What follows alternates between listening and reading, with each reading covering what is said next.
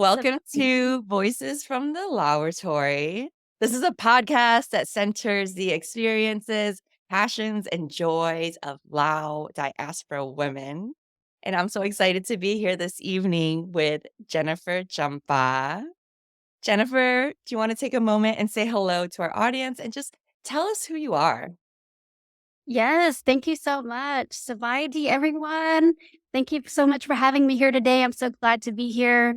And I love how LAOboratory amplifies the Lao woman diaspora. It's very exciting to be here. So my name is Jennifer. I am an incense maker and a physical therapist. So holistic health and wellness is at the core of everything that I do. The fact that you are an incense maker, you have your own brand of incense. That's so dope. And so, actually, I want to back up just a little bit and tell the audience how we know each other. So, we know each other from the internet. Right. And it's just like, it used to be creepy to say, but I think nowadays, especially for Lao diaspora, it's been an amazing tool for us to find each other, see what each other are doing, just because a lot of people are talking about like representation and not seeing other people who look like them doing certain things. And so we often feel like we're alone, we're the first to do things. I saw you on the internet, I saw that you had magic sticks and that you were really inspired by your heritage, your ancestry to create these. And I was around the same time building a community of Lao diaspora women and just thinking of gifts to give them. And so I was like, oh, I want to give them this gift that's crafted with such care and love. And I reached out to you and you were very generous, right? You've been nothing more than generous in the entire time that I've known you, not just with your products, but really with your time, with your energy, with your support. And so I would love to just ask you, because I know we love talking about this. How is your chai today? My chai is really passionate about incense. And I would say sontai, like curious, invested, curious about what could be. So sontai is like an investigative sort of approach, right? And I am sontai about the right kind of materials. And I want you to be sontai too about the things that you're burning in the environment and the content you consume and the foods you eat and the things that you wear. It's equally as important to think about, to sontai about what you're burning. Ooh, I love that. Son chai. What do you think? What do you think the word chai means for Lao people? Like when I asked you that, you were like, grab this fancy word that was like really captures how you feel about life and your passions. So Yeah. tell me, what do you think is the connection between the chai for Lao people? Chai is used in so many different expressions. It seems that it's a common denominator for different types of feelings. And heart is at the heart, I believe, of what Lao people really embody.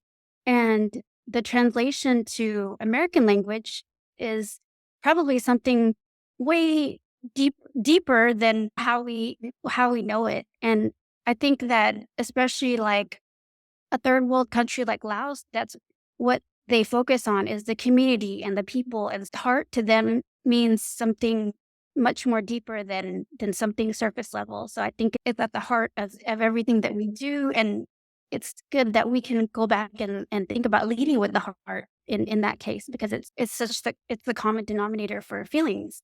That's really cool. So I love that you said leading with the heart. So thinking about that, like how do you tap into your creativity and your passions in the things that you do, including making your incense and your other endeavors? So for as long as I can remember, incense has been a huge part of my life. When my parents immigrated from Laos, they brought along with them their four small daughters, as well as their traditions, their culture, and their heritage. So they really wanted us to be in touch with our culture as well as assimilate with American culture. Our small community In Amarillo, Texas, we burned incense all the time at the temple, at bossy ceremonies for weddings, for blessings, memorials, and to protect homes. And the incense that we used was from the Asian store. So I noticed that my eyes would water, my skin would be irritated, and I would have these major headaches. And it just didn't make sense that it was supposed to be a self care ritual, and I didn't feel that way at all. So I got curious and I looked into how incense was made. And let me tell you that I was super shocked because I found out that most of the commercially available incense that is out there is full of chemicals and synthetics. And when you burn them, it's harmful for you and harmful for the environment. And I also learned how different cultures around the world use incense as a sacred ritual tool. And I was really saddened how modern day incense as we know it does not reflect on the importance of these sacred ancestral ceremonial rituals. So I sought to make a better incense, one with real resins, real woods, real plant material. And started learning more about the power of plants and how we can use them effectively. And I started to more into incense and burn it even more. And I found that it is a way for me to balance the harmony between my mind, my spirit, and my body. And especially with the all natural incense, I noticed that I wasn't having the headaches and the skin irritation anymore. So it became more in alignment with what I wanted my self care ritual to be. There are a lot of things that I'm really terrible at, but I'm really glad I attempted because if you don't try different things, you won't know what you like. And you don't know as an adult how to, like, what kind of lifestyle do I want? And these things that you end up liking embody, like, what communities you participate in.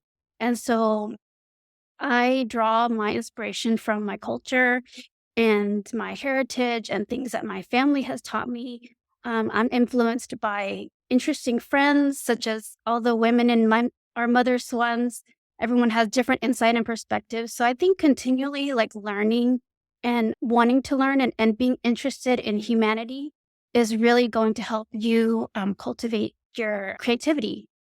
And I think it opens up other doors that you may not even knew were possible. Just like seeing us here, I would have loved to see our aunties have a podcast and learn from them. I think it's wonderful. I think it's a great resource. Oh my god, if our aunties had a podcast, it would be something. Lacan, right?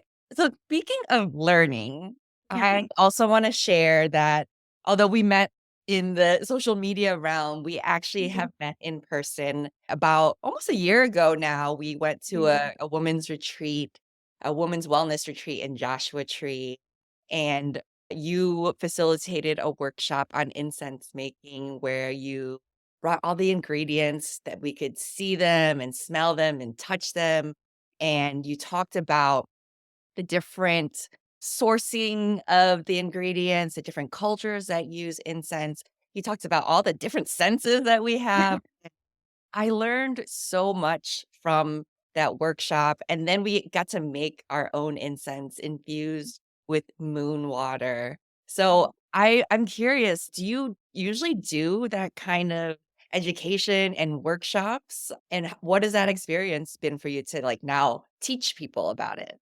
Yes, that was such a wonderful experience. And I really enjoyed your vision board workshop as well. And it's like it went hand in hand because everything you're thinking about is intentional. You want to create this vision of what you want in your life. And the same thing with incense before you do any sort of craft. It's good to place your intentions on what you're doing, have your mind in a good space. And I feel like teaching workshops has been um, such a good learning process for me as well. Like, I love delighting people with incense knowledge and teaching them things about everything you never wanted to know about incense. But it's really fun and it's good to empower people to show that you can actually make your own concoctions with things you have around the house. And it can be much more healthier for you. And just give them the ability to see the difference between all natural incense versus chemicals. And in that process, you learn other things like the energetic powers of the moon, the intention setting, meditative processes, and it's a combination of things. So it's not just doing one thing, it's a combination of getting your mind in the right place to complete this whole process. So it's really nice to be able to attend a workshop and learn and also teach workshops, which I really enjoy as well.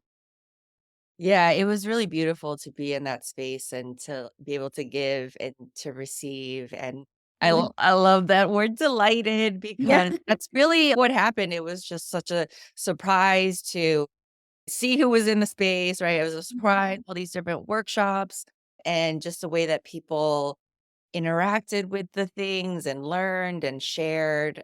I love retreats because it's like a adult sleepover, Right. I love that. Yeah. but in a very healthy way. Yeah. No one goes home crying. Nobody was so crying and like makeup all over their face. I mean, you can. Right. I love Like a a cry darn. session. Yeah, I love that. We'll have to plan that to think. Next retreat. Uh, all right. I know that you said that you grew up in Amarillo, Texas, Yes. Yes. but now you live in LA. Yes. So, how did you make that move to LA and what's it like to be a transplant there? Because I live in New York where most Lao people here are also transplants, so I feel like it's a unique experience. I'd love to hear your thoughts. Yes. So after grad school, I went to school, physical therapy school in Galveston, Texas. I wanted to, I was curious about the world, and I took on a travel job as a physical therapist in San Diego. So I moved, that was one of my first jobs was here in San Diego. And then travel assignments are 13 weeks long, and they pretty much throw you in whatever setting. So you got to be ready. It could be pediatrics, it could be sports med, it could be outpatient ortho. So just having a general knowledge of these different settings, it just pushes you into those situations. I ended up in LA as one of my jobs that brought me here, and I ended up loving it so much. LA is beautiful. I love the weather. There's fun things to do here. The people here are great. If they're in the right communities, when you find the right communities that vibe with you, it's a very, I've had a great experience here. I've been here for a long time. And the thing that keeps me grounded being here for so long, because I've probably now been here almost as long as I have been in Texas. Yeah, the thing that grounds me is just keeping in touch with my family. My mom FaceTimes me several times a day, and if you don't pick up, she'll keep calling. So we should stay connected for sure. And just remembering, like, her main mantra is for me to always be kind and be good. Be nice, be good. That's what she always says. And that's the thing that you can exude out when you're meeting people and finding the communities that fit you. Like, I'm a member of the Lao community, the Lao women's community, the physical therapy community, the maker community, and all of these things that I enjoy. You have a support group of people who are willing to listen to you and hear you and support your pain points. So it's good here. I think it's good anywhere as long as you find a good group of people to vibe with. Yeah, community is Yeah.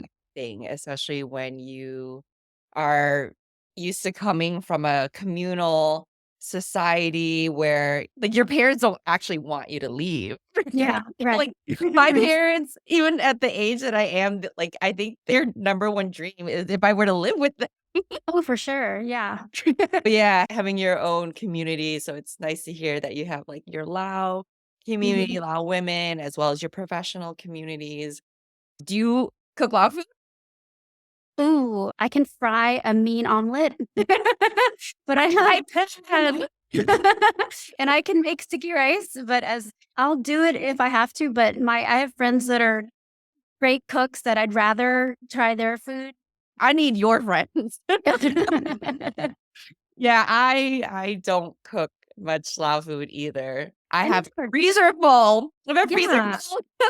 Yeah, and it's hard to cook if you're by yourself, like a batch of gagnomite, because those are like communal pots that you have to. You're gonna be eating that for days or Oh for my years. god. I would love for somebody to catch me cooking a big thanky and panak. Uh, earlier you had mentioned our mother's swans, Yeah. and so I would love to talk about that. So if you have been watching this show, I've talked about our mother's swan. a few times, but it was, oh my gosh, it was like the highlight of my year last year, and I didn't realize it because putting in the work to plan it was a big lift, and we didn't really know what direction it was gonna go in, but we created a bun, right? A 3-day Mhm. virtual festival with 10 incredible Lao diaspora women coming to share their passions and their knowledge over 9 workshops, and you were not only a participant, you came to every workshop, but you also facilitated a workshop on incense making, which is a little tricky to do over Zoom, right? Because we can't smell it, but nonetheless, we learned so much. So I would love to hear what were your thoughts on our mother swans, like being in both roles, and what was your favorite part? Yeah, our Mother Swan was a work of art. You had different women of all different backgrounds coming from all over different parts of Laos, assimilating in different areas in the US, but we all have that common ground of Laos. And it was so unique to see different people having different perspectives, offering different insights on their passions now as adults. And so when you bring our parents bring over their culture, traditions, and heritage, you also get that dash of like war trauma, of displacement, of fear, of anxiety. And that's something that's not necessarily spoken about. You're almost expected to go on about your day, go accomplish your PhD and go to school and do all the things that you need to do. And just, you don't really address that situation. But when you have a group of women who have similar stories, it's so refreshing and encouraging to hear how people manage that part. Because, yes, you can do these things in your life, but also how you managed your mental health and your wellness, how everyone has managed to do that is amazing to me and still be able to be very successful, very present, very helpful, very insightful for others. And I think it's wonderful that you can have that space to, yes, I still may have trauma, but this is how I work through it is by sharing with others. It's very therapeutic as well. So I enjoyed it. Gosh, I didn't know it was gonna turn into therapy, but even, like, with the very first session with Noi and insulting people, like, that was and then it wasn't just we're putting things out there, but we were wondering about it, we were trying to Mhm. understand it, right? And it was very healing focused because I think compared to our parents' generation, like, we do have a lot of privilege to Yeah. stop and slow down and even look behind us, which I think our parents, for many reasons, didn't do that. It was keep Right. going, it was Right. go to work, it was save the money, it was get the clothes on your kids. And so it's called our mother swans. My mom was there, and I feel like what we were doing was actually like a model for something that we could teach our moms and our aunties Right. too, because I think we were talking earlier about like some of the Lao institutions in the US that are having beef. They're experiencing beef in temples. Right. And I think that's because that pain never goes away. It's just buried and under your new house, your new car, and these things. Mhm. But when it comes down to things that matter, like our religion and our culture, like those that's where the explosions happen. And so I'm hoping that through our conversations, our work together, that we are helping to create that community Yeah. in that world that we would love to see our like you said, yeah, I wish my aunties had a podcast. Um, I think that sometimes our parents don't wanna admit that they can learn from younger people. Sure. But I think the way that we're doing it by just living it and embodying it and doing it from a place of love and joy is a possibility, right? It's a Mhm. way to like show our parents the healthy relationships that we deserve. Yes, and I love that. I think that would have to be now that I think about it, that would have to be my favorite part of our Mother Swans is seeing Noi's mom was there as well, right? Interjecting her opinions and, and the thoughts in the background. And then your mom was present. She was watching it. So I think that's really cool to be able to see not for future generations, but past generations. Wow. Imagine if our moms had something like this to look forward to discuss how much different their mental health might be, their wellness, and how that might affect them as a person. Like how wonderful. I loved that your moms were present watching you do your work, your inner work, actually. That was a lot of us working through things. So I love that. They love to see that we are their greatest dreams in motion. Everything they prayed for when they were pregnant with us and everything they hoped for us to be as women, I feel like they're very proud of us as adults. I think they And love watching it. yeah, and just as we're talking, it just reminds me of that idea that a lot of cultures have of 7 generations, right? So, like, when we are healing ourselves, we're healing 7 generations True. So behind true. us, and Yeah, just this moment, I was realizing that. that's great. Yeah, it's time to break those generational curses and hexes. Let's not carry it on with us. Let's burn some incense and just getting to And, yes. So, are you celebrating the Mai this weekend? That's starting. What have you traditionally done to celebrate the Mai, and what are some of your more modern ways to celebrate the Mai? Yes, this weekend at the Thai Temple in Hollywood, they're having would it be my, it's like a celebration. The kids are going to be dancing. There's going to be tons of food. You go to the temple and you can pray with the monks. You can autan with the monks and just absorb the energy of the newness, the revitalization, feel different, feel inspired for the coming year. That's what I usually go to that temple for New Year's. When I was at home with my parents, of course, we'd go to the temple as well. And I loved doing there's different ones that they have leading to it. So I enjoy that whole process. I love all the craftsmanship. And I know you said you were in Laos and you were doing all the things to prepare for the bun with the flowers and everything. I think that's beautiful. And I love that you preserving that culture because we need people to continue to do these works of art in the temple. So I love that you know how to do that or you learned how to do that. I have actually been thinking about the Pakwan and, Mhm. like, Sukwon ceremony more. 'Cause very recently, our friend Rita of Healing Out Loud, she Yeah. just had her 2nd Mhm. retreat, and I saw that one of our sisters, Alina, who was also at our mother's ones, she Mhm. made, like, a modern they called it, like, a millennial pakwan because Mhm. we don't have banana leaves Right. here just to, like, use like that, like, we have to buy Yeah. banana, right? Yeah. So, when I was in Laos, yes, I was sitting with the older ladies, the grandmas and aunties, Mhm. and they were showing me how to roll and how to tuck and nail the things together, and I wanted to do a similar thing for the Lao New Year that we're celebrating here in New York City, and so I was talking to my mom about it the other day and, like, asking her to help, and she was very ambivalent about it. She was just like, nobody taught me, like, your grandma didn't even know how, nobody taught." Mhm. And it made me sad because our parents' generation, the generation that, like, made that decision to leave the motherland, I think we're still realizing some of the things that we are at risk of losing. So Right. even the Pakwan make that's traditionally passed down through women.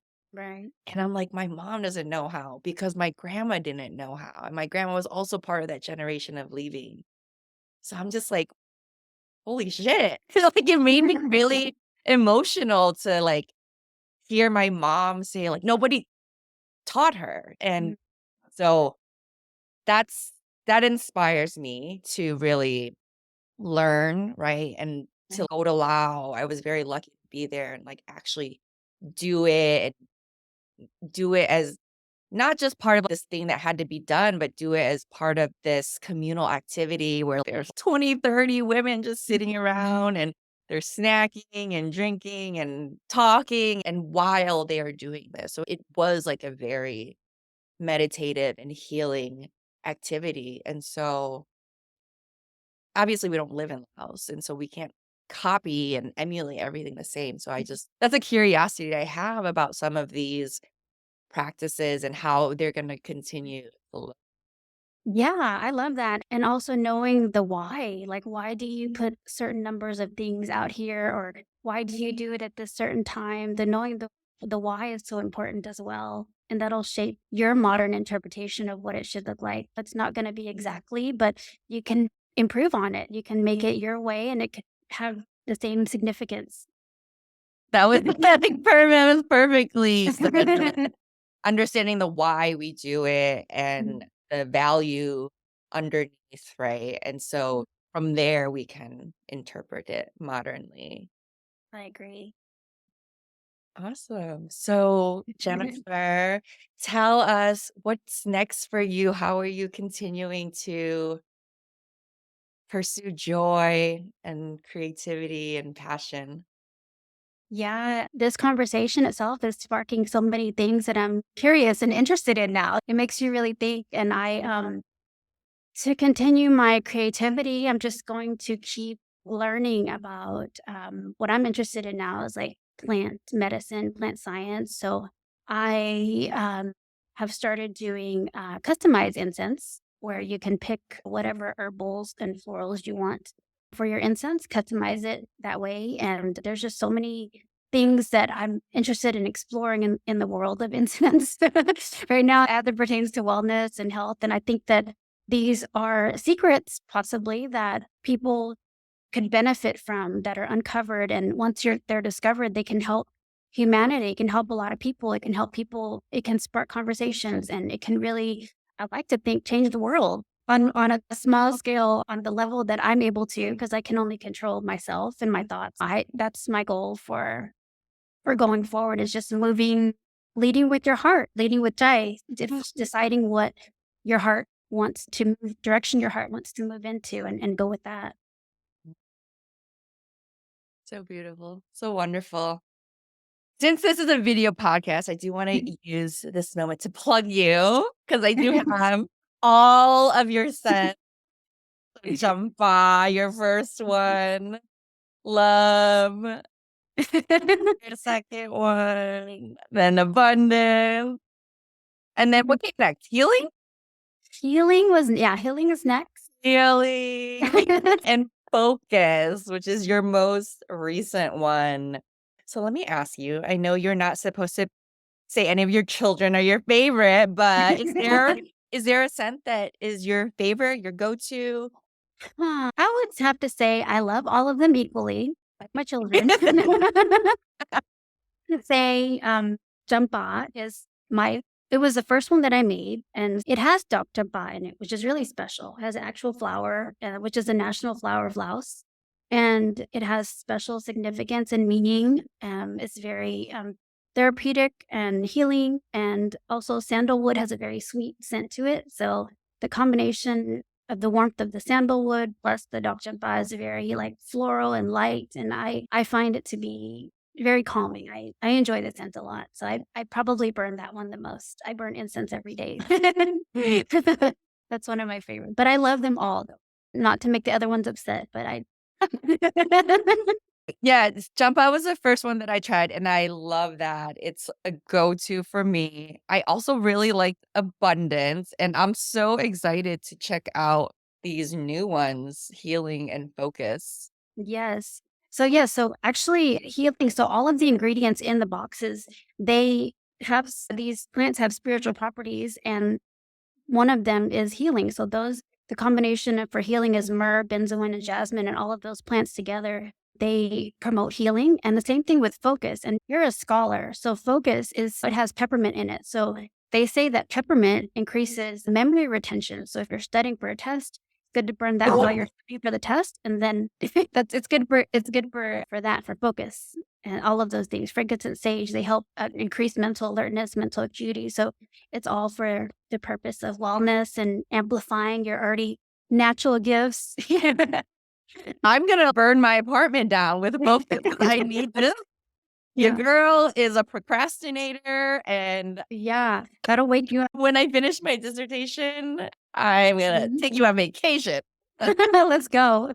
Take it with you. Yes, yes. We've come to the end of our time together.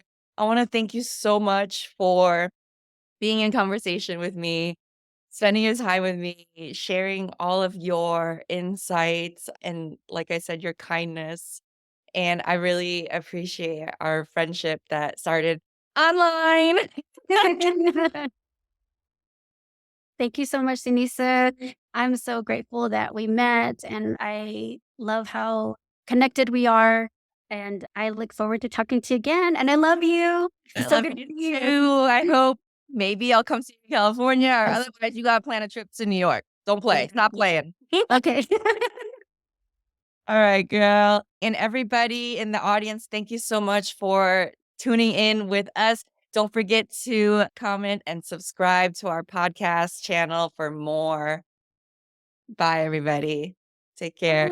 Okay.